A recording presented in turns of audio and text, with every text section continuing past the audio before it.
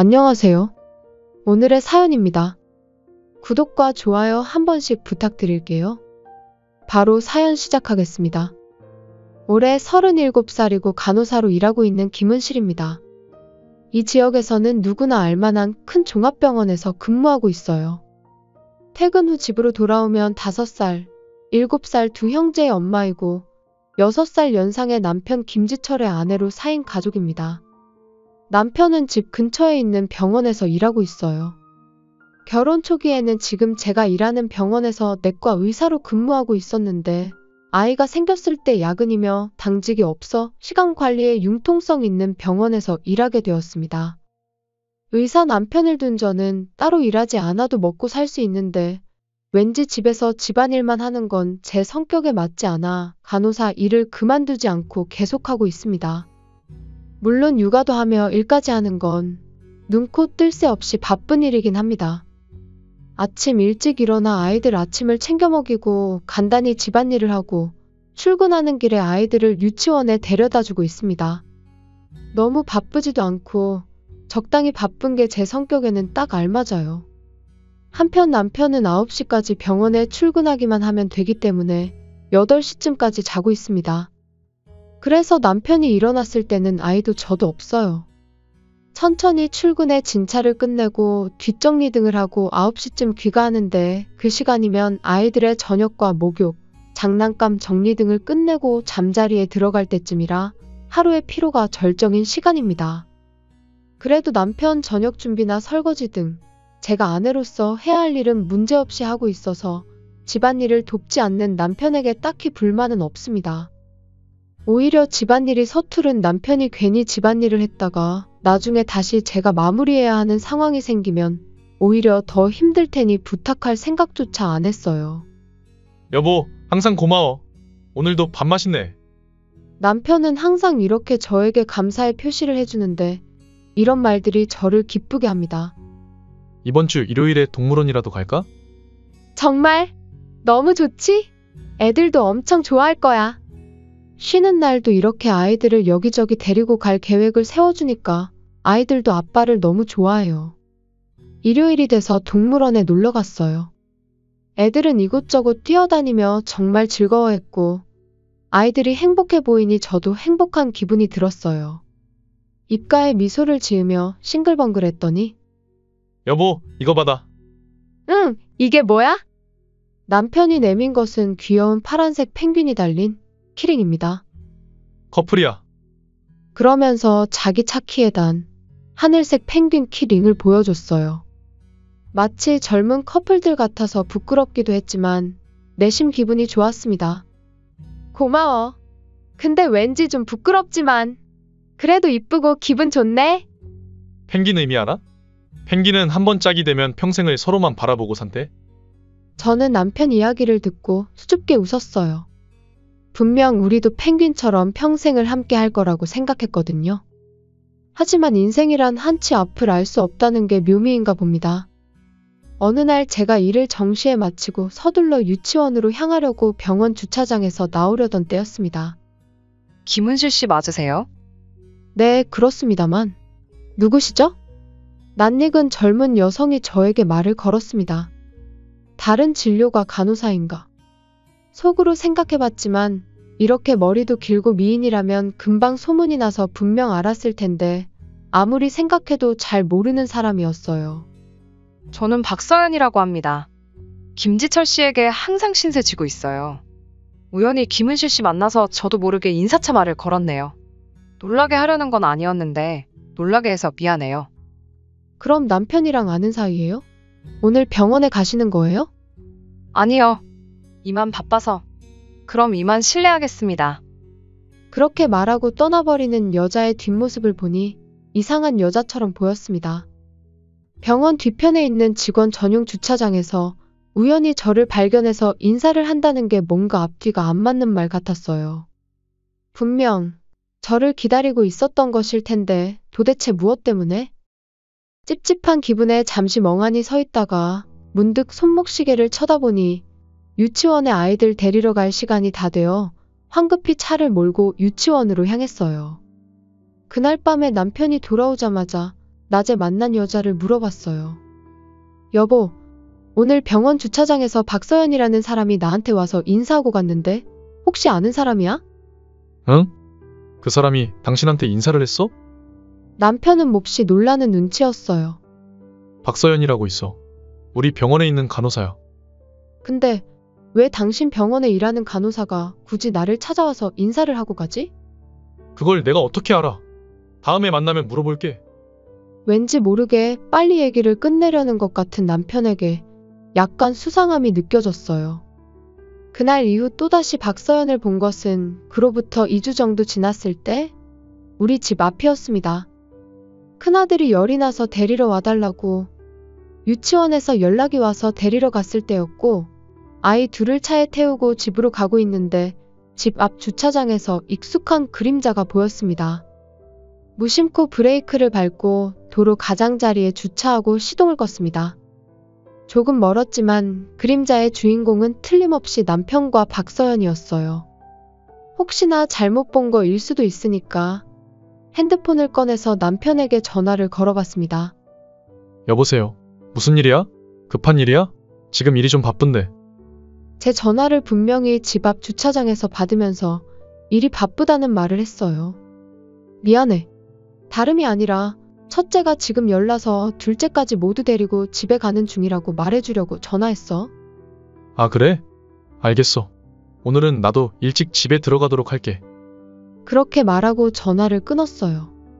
집 앞에 있는 두 사람은 전화를 끊자마자 바로 걸어서 남편의 병원 쪽으로 향했기 때문에 조금 시간을 두고 귀가했습니다. 아들은 다행히 열은 났지만 집에 있는 해열제를 먹으니 금방 열이 떨어져 크게 걱정할 것이 없어 보였어요. 하지만 언제 또 열이 날지 모르기 때문에 날뛰면서 놀지 않도록 좋아하는 만화를 보여주고 얌전히 있으라고 단단히 일러주고 나서 간식을 꺼내주고 한숨 돌렸습니다. 그리고 머릿속을 헤집으며 지나가는 생각은 남편과 박서연입니다. 의심하고 싶지 않은데도 바람을 의심하는 저 자신이 싫어져서 기도하는 듯한 마음으로 자동차 키에 달린 펭귄 키링을 움켜쥐었습니다. 밤이 되자 남편은 말했던 대로 일찍 귀가해 큰아들을 걱정해줬습니다. 이렇게 가족을 생각하는 사람이 바람을 피울 리가 없다. 그렇게 믿고 싶은 마음이 굴뚝 같았어요. 여보, 무슨 일 있어? 고민이 많아 보이는 얼굴이네. 당신 혹시 오늘 낮에 집에 왔었어? 그건 왜? 분명히 눈동자가 흔들리는 남편을 보니 제 의심이 확신에 가까워진 것 같았어요. 아니, 뭔가 의자 위치가 움직인 것 같아서 혹시나 집에서 점심 먹으려고 왔다 갔었나 싶었지. 아냐. 오늘 점심 밖에서 먹었어. 당신 기분 탓 아니야? 의자 위치는 아침에 봤던 그대로 같은데? 그렇게 말하며 웃는 남편은 이 대화를 빨리 끝내고 싶은지 TV를 켜서 축구를 보기 시작했어요. 정말 모든 게 기분 탓인가 싶어 애써 잊어버리고 남편과 평소처럼 대화하고 남편의 팔베개를 하고 잠이 들었습니다. 다음날 아들의 열도 내렸기 때문에 안심하고 유치원에 데려다주고 출근해서 일하고 있는데 수간호사가 저를 찾는 사람이 있다며 로비로 가보라고 했습니다. 누굴까 싶어 로비로 내려가 보니 거기에는 박서연이 서 있었습니다. 김은실 씨, 안녕하세요. 근무 중인데 찾아와서 죄송해요. 네, 뭐. 근데 무슨 일 때문에 저를 찾으셨어요? 어제 김은실 씨가 숨으셔서 인사드리지 못해서 제가 찾아왔어요. 박서연은 제가 어제 있었다는 것을 알고 있었습니다. 아마도 어느 정도 눈치채고 있을 거라고 생각합니다만 저는 지철 오빠와 사귀고 있어요. 처음 만났을 때는 그저 평범하게 인사하는 줄 알았는데 유난히 끈적끈적한 박서연의 투박한 말투에 짜증이 났습니다. 아무리 봐도 30살은 안 된 것 같은데 수많은 사람 앞에서 이름을 계속 거론하는 게 좀 못마땅했어요. 지철 오빠가 김은실 씨 같은 아줌마는 싫고 저 같은 젊은 여자가 좋다고 말했어요. 그러니까 눈치껏 알아서 빠져주길 바래요. 제가 무슨 말 하는 건지 다 이해하시죠? 전혀 모르겠는데. 그럼 이거 보세요. 이 사진 보면 잘 알 거예요. 그렇게 말하고 가방을 뒤져 휴대폰을 꺼내 두 장의 사진을 보여주었습니다. 두 장의 사진 속에는 두 사람이 함께 얼굴에 팩을 하고 호텔에서 찍은 걸로 보이는 사진이었어요. 지난번 출장 간다고 했던 게 모두 거짓말이었을까요? 제 얼굴이 일그러지자 박서연은 만족스럽게 웃었습니다. 이제는 상황 파악되시죠? 그러니까 최대한 빨리 이혼해주세요. 아줌마. 하고 싶은 말을 다해서 만족했는지 박서연은 싱글벙글 웃으며 병원을 나섰습니다. 저는 결판을 지어야 한다는 생각이 들었습니다. 이제 제 마음은 정해졌으니까 망설일 것도 없었고 다만 그때가 생각했던 것보다 빨라졌을 뿐입니다. 저는 바로 움직이기 시작했어요. 수간호사에게 몸이 안 좋아서 조퇴 좀 하겠다고 말하고 연차도 미리 신청했습니다. 감기도 잘 안 걸리는 건강한 저를 수간호사는 고개를 갸웃거리며 바라봤지만 정말 아픈 척 연기를 하고 서둘러 병원을 나왔습니다. 그리고 모든 계획을 정리하고 결전의 날인 다음 날이 되어 남편이 일하는 병원으로 향했습니다. 남편이 일하는 병원의 대표원장은 제 아버지입니다. 그래서 곧장 대표원장실로 향했어요. 제가 책상에 늘어놓은 사진들과 서류를 바라보시곤 아버지는 팔짱을 끼고 알 수 없는 얼굴을 하고 있었어요. 사실 저는 주차장에서 처음 박서연을 만난 날 제가 생각하고 있는 게 제발 아니길 빌며 확신하기 위해 흥신소에 조사를 부탁했었습니다. 다행히 비상금이 있었기 때문에 무리 없이 진행됐어요. 어떤 결과가 나오더라도 가족의 행복을 위한 투자라고 생각해 1개월 정도 조사를 의뢰했습니다. 그러던 중 갑자기 박서연이 로비에 나타나는 바람에 어제 황급히 이주분의 증거를 받으러 가게 되었지만 결과는 참담했습니다. 바로 얼마 전 출장에도 둘이 함께 갔고 한 방에서 밤을 보냈다는 것을 알게 되었어요. 평소에도 오전 진료가 끝나고 오후 진료까지 휴식 시간 동안 남들의 시선을 피해 둘이서 은밀하게 데이트도 즐긴 것 같아요. 아버지는 뭐라고 말할 수 없는 씁쓸한 표정을 지었지만 마음먹은 듯 고개를 들었습니다. 딸, 너는 어떻게 하고 싶어? 애들도 있으니까 잘 생각하고 대답해라. 아빠, 저 이혼할래요. 아버지께는 미안하지만 제 마음은 이미 정해져 있었어요. 망설임 없이 답하는 저에게 아버지는 한숨을 쉬며 잠시 기다리라고 말씀하셨고 박내선 전화로 남편을 호출했습니다. 잠시 후 아무것도 모르고 일을 끝내자마자 원장실로 들어온 남편은 저를 발견하고 미소를 지었습니다. 여보, 여긴 어쩐 일이야? 오늘 일은 안 갔어? 싱글벙글 웃으며 말하더니 책상 위에 펼쳐져 있는 사진을 발견하고는 움찔 놀라는 표정을 지었어요.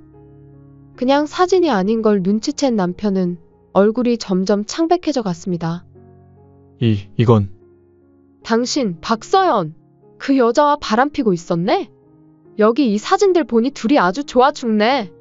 어차피 발뺌해봐야 소용없으니까 그냥 이혼해. 이혼? 왜? 미안해. 그치만 이 여잔 그냥 잠깐 데리고 논 거야. 난 여보랑 애들이 소중해. 참나, 그 여자가 날 찾아와서 당신은 아줌마 같은 나한테는 관심 없다고 알려주던데? 아냐. 무슨 소린지 모르겠는데 당신이 무슨 아줌마 같아. 지금도 동안에다가 이뻐. 아빠? 박서연 좀 불러줘요. 아빠는 제가 부탁하자 박서연을 불렀어요. 네, 원장님 부르셨어요? 원장님이 불러주자 기분이 좋아 보이는 박서연이 들어왔습니다. 그리고 제가 남편과 대면하는 것을 발견하곤 입가에 미소를 지었어요. 박서연 간호사, 지금 이 사진들이 뭘 의미하는 것인지 설명해 줄 수 있을까? 테이블 위에 펼쳐진 사진을 보고 미간을 살짝 찌푸렸지만 마치 기대한 일인 듯 웃으며 말했어요. 원장님 죄송합니다만 저는 지철 오빠와 사귀고 있습니다. 물론 결혼도 하셨고 애들이 있는 것도 알고 있습니다만 저는 전업주부가 돼서 지철 오빠 내조를 잘 할 수 있어요. 그러는 게 지철 오빠가 일에도 집중할 수 있고 원장님께서도 마음이 놓이지 않으시겠어요? 아무래도 박서연은 우리 아버지를 남편의 아버지로 착각하고 있는 것 같아요. 남편은 새파랗게 질려서 아무 말도 못하는 것 같았습니다. 김은실 씨, 이혼하기로 결심하셨어요? 당연히 이혼비도 드릴 거고 아이들은 제가 소중히 키울 테니 아무 걱정하지 마세요. 일일 드라마 배우처럼 연기하는 모습과 대사에서 속으로 웃겼습니다. 실제로 웃음이 삐져나왔었던 건지 제 얼굴 보고서는 박서연은 재미없다는 듯이 무뚝뚝한 얼굴을 지었습니다. 이혼비가 아니라 위자료라고 하는 거예요. 그리고 아이들은 제가 키울 거니까 양육비는 남편한테 받아야 하겠네요. 이혼비던 위자료던 아무튼 알아들었으면 됐죠. 뭐 아이들을 키우시려면 그러세요. 어쨌든 이혼하기로 하신 거 잘하신 거예요. 이제 지철 오빠와 떳떳하게 만날 수 있겠네요. 그 입 다물어. 남편이 작게 중얼거렸는데 신난 박서연은 듣지 못한 것 같아요. 그럼 바로 준비되는 대로 우리 집에서 나가줄래? 제발 좀 닥쳐. 남편은 박서연의 어깨를 잡고 억지로 입을 다물자 놀란 듯 눈을 동그랗게 뜨고 남편을 쳐다봤습니다. 서연아, 미안해. 사실은 그냥 가볍게 만난 거지. 너를 진지하게 생각해 본 적 없어. 나한테는 우리 가족이 소중하지. 너는 나한테 아무것도 아니야. 남편이 이렇게 말하자 박서연의 얼굴에서 영혼이 나간 듯 했습니다. 갑자기 그게 무슨 소리야. 저 아줌마랑 이혼하고 나서 나랑 결혼한다고 했잖아. 자기 원장 사모님으로 만들어준다고 했으면서 이제 와서 아무것도 아니라는 게 말이 돼. 나한테 저런 아줌마는 싫다고. 내가 좋다고 했잖아. 나랑 있을 때가 행복하고 집에 가면 외롭다며. 거참 더럽게 시끄럽네. 걱정하지 마세요. 남편이랑 이혼할 거니까 위자료는 둘 모두한테 청구할 거고 양육비도 청구할 거니까 까먹지 말고 제때 지급하도록 해. 더 이상 왈가왈부하지 말고 이걸로 정리된 거야. 이렇게 말하고 말을 마치려고 하자 제 성격을 잘 아는 아버지가 쓴웃음을 지으며 입을 열었습니다. 뭐 딸도 이렇게 말하는데 어쩔 수 없네. 김서방은 유감이지만 여기까지야. 딸이라니. 이쪽이 내 딸이고 지철이는 내 사위지. 나중에 병원 물려줄 때까진 안 들키게 생활하자고 했는데 오해만 사게 됐네. 일단 살던 집은 내가 해준 거니까 김서방은 짐 정리되는 대로 나가주게. 네? 그럼 부자지간 아니었어요? 그럼 병원은 누가 물려받아요? 그 아파트도 지철 오빠밖에 아니었어요? 박서연은 혼자서 패닉 상태에 빠졌습니다. 여보, 내가 정말 죽을 죄를 졌어. 제발 용서해줘. 갑자기 남편이 저에게 무릎 꿇고 바지가랑이를 붙잡았어요. 정말 맹세코 심심해서 잠깐 만나 본 거지 다른 뜻은 없었어. 내가 어떻게 하면 용서가 될까? 여보가 하라는 대로 다 할 테니까 제발 한 번만 나에게 기회를 줄 수 없어? 제발 부탁이야. 필사적으로 고개를 숙이고 용서를 비는 건 자신이 나락으로 떨어질 것 같은 위기에 처해 어쩔 수 없이 하는 행동이었을 겁니다.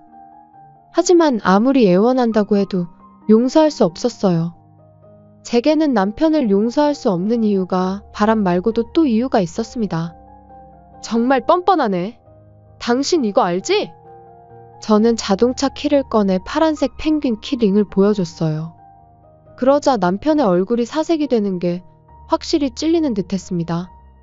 어제 병원에 박서연이 찾아와 핸드폰을 꺼낼 때 가방 안을 뒤적일 때 깨달은 것이 있었습니다. 당신이 사줬던 이 펭귄 키링을 저 여자도 달고 있더라? 펭귄은 한 번 짝이면 평생을 함께 한다며? 근데 나한테는 파란색을 주고 당신이랑 저 여자는 똑같이 하늘색을 달고 있네? 당신이 사준 거 맞지? 맞아. 남편은 자포자기했는지 고개를 숙이고 자신이 사준 게 맞다고 인정했어요. 그러니까 나한테 용서를 구해도 안 돼. 나한테는 파란색을 주고 너희 둘이 하늘색으로 커플을 한다는 건 마음이 이미 그쪽으로 갔다는 거 아니겠어? 절대 용서할 수 없으니까 더 이상 구질구질하게 굴지 말고 우리 그만하자. 안 돼, 여보. 제발. 김서방, 딸이 내가 할 말까지 다 한 것 같으니 더 이상 말은 안 하겠네만 정말 같은 남자로서 이건 아니지 않나? 병원 내에서 가정 있는 사람과 바람을 피우고 문란하게 한 것에 대해 둘 다 마땅히 처분을 내릴 거니까 그렇게 알게. 죄송합니다, 장인어른. 제발 병원에선 계속 근무하도록 해주세요. 이제 장인이라고 부르지 말게. 오늘은 더 근무하지 말고 둘 다 돌아가서 나오라 할 때까지 출근하지 말도록 하게. 잠깐만, 지철 오빠. 여기 아니어도 병원 많잖아. 다른 데서 일하면 되지 않아? 여기보다 더 큰 데도 많으니까 다른 곳에서 나랑 다시 시작하자. 넌 좀 빠져. 그냥 좀 닥치고 있어줘. 제발. 나는 우리 가족과 헤어질 생각 없어. 진짜 너무하네. 오빠, 날 속였네. 추하게 말다툼을 하는 두 사람을 아버지는 밖으로 내쫓았습니다. 남편은 끝까지 소중한 것은 지금의 가족뿐이라고 했는데 그럼 왜 그런 짓을 했을까요? 저는 우리 집으로 돌아가고 싶지 않아 아버지에게 부탁하여 당분간 친정집에서 살기로 했습니다. 친정에 도착하자마자 안심했는지 초저녁에 쓰러지듯 잠들어 버렸습니다. 눈을 뜨니 아직 깜깜해서 깜짝 놀랐지만 시계를 보니 자정을 가리키고 있어서 제가 상당히 피곤했던 것을 깨달았어요. 일어나서 습관처럼 핸드폰을 켜봤더니 남편에게 부재중 전화와 메시지가 한가득 와 있었습니다. 목소리는 듣고 싶지 않아 카톡을 읽어보니 그저 사과와 변명의 반복이었어요. 몇 개 읽어보니 결국엔 본인은 반성하고 있으니까 아버지 병원에서 계속 근무할 수 있게 부탁한다는 문장이 있었어요. 속마음은 이걸 원했던 것 같아 헛웃음이 나왔습니다. 화가 나고 한심해서 펭귄 키링을 힘껏 찢어 휴지통에 버렸어요. 그러자 지금까지 아무 일도 없었는데 갑자기 한없이 슬퍼지며 눈물이 쏟아졌고 한밤중인데도 저는 목청껏 울었습니다. 제 울음소리를 들었는지 자고 있었을 어머니가 놀라서 저를 보러 오셔서 밤새 제 곁에서 함께 있어 주셨어요. 진실로 하나 된 가족은 정말 따뜻해요. 이런 가족을 꼭 만들겠다고 마음먹으니 흐르던 눈물이 멈췄습니다. 다음날 아침에 눈을 뜨니 뭔가 후련하고 아주 개운했어요. 어머니는 걱정했지만 저는 원래 성격이 급해서 있는 것도 빨라요. 이제 남편에 대한 미련은 하나도 남지 않았어요. 그리고 아버지에게 소개받은 변호사를 만나서 위자료와 양육비를 결정하고 나중에는 변호사에게 모두 맡기고 일상생활로 돌아갔습니다. 그 후 생각했던 것보다 상당히 시간이 걸렸지만 어떻게든 이혼이 성립되었다고 변호사에게 연락이 왔어요. 남편은 재판에도 승산이 없다는 것을 변호사에게 설득당해서 합의에 응했다고 합니다. 그리고 이혼이 성립함과 동시에 박서연과 박서연의 부모님이 전 남편에게 들이닥쳐 결혼을 강요했고 전 남편은 거절하지 못할 상황까지 이르러서 결국 재혼했다고 합니다. 재혼에서는 박서연이 기대했던 것보다 무능력한 전 남편과 재산에 속았다며 둘은 하루가 멀다 하고 부부싸움을 한다고 하네요. 그리고 아버지는 지역에서 터줏대감으로 워낙에 마당발이라 전 남편의 소문은 순식간에 퍼져서 어느 곳도 채용하려 하지 않는다고 합니다. 지금은 모든 걸 훌훌 털어버리려고 3명이 함께 살 집을 알아보고 다니고 있어요. 그리고 사랑은 사랑으로 있는다고 누구 좋은 사람 없을까 하고 부모님과 이야기해보니 성질도 급하다고 한 소리 듣기도 했네요. 제 성격이 워낙 급하니 어쩌겠어요. 하지만 저는 아이들과 저 자신이 행복을 계속 누릴 수 있도록 쭉 노력하려고 합니다. 끝까지 시청해주셔서 감사합니다. 그럼 다음 영상에서 다시 뵙겠습니다.